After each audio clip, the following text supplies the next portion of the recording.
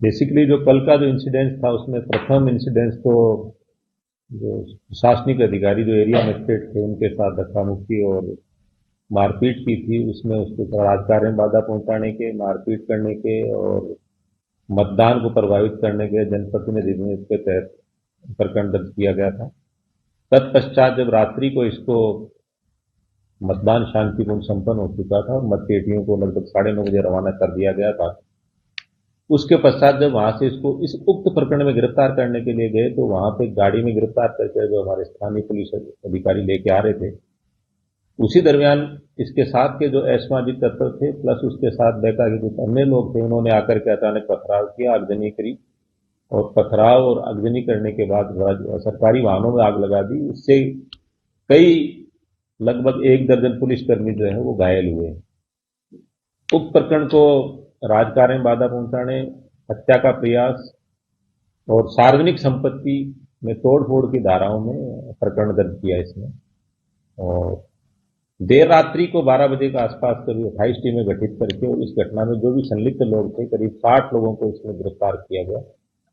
उस समय घटना के समय ये अपराधी जो था वो किसी दूसरी गाड़ी में बैठ करके या अंधेरे का फायदा उठा करके खेतों में से किसी को साथ लेकर के भाग गया। बाद में आज सुबह इसको भी गिरफ्तार कर लिया गया है और इन जो 3-4 प्रकरण हुए बाद में लगे 1-2 जगह छुटपुट रास्ता आवागमन ने बाधा उत्पन्न करी,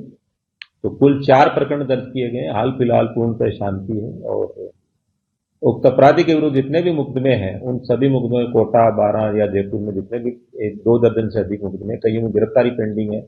कई पेंडिंग ट्रायल है, कई पेंडिंग के ऐसे कुछ एक में पेंडिंग वारंट जारी हो रखा है।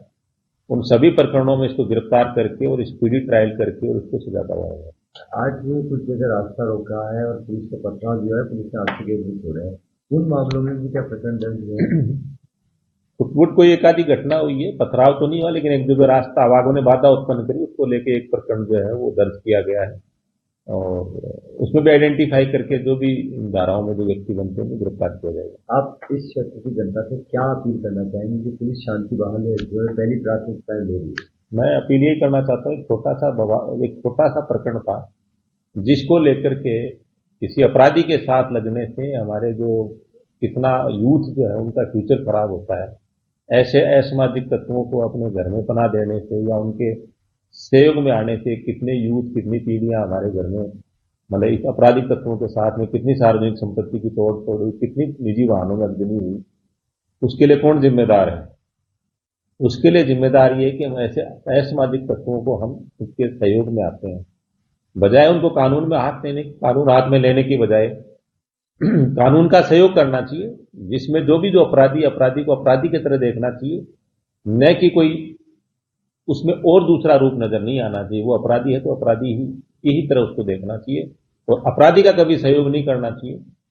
शासन का सहयोग करना चाहिए, कानून का सहयोग करना चाहिए। कानून किसी भी सूरत में हाथ में नहीं लेना चाहिए और किसी तरह की अफवाह, चाहे वो ट्विटर पे हो, फेसबुक या सोशल मीडिया पे हो,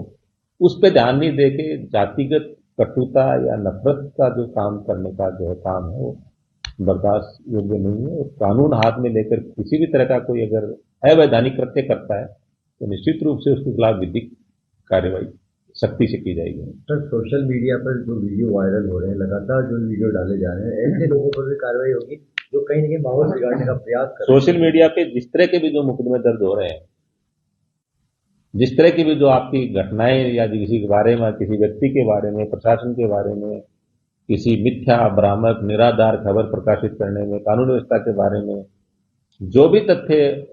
पेश करते हैं उनके बारे में जो भी विधिक धाराओं में जो कार्रवाई की जाती है निश्चित रूप से हम इसमें भी करेंगे, उस पर प्रकरण दर्ज करेंगे और कार्रवाई करेंगे।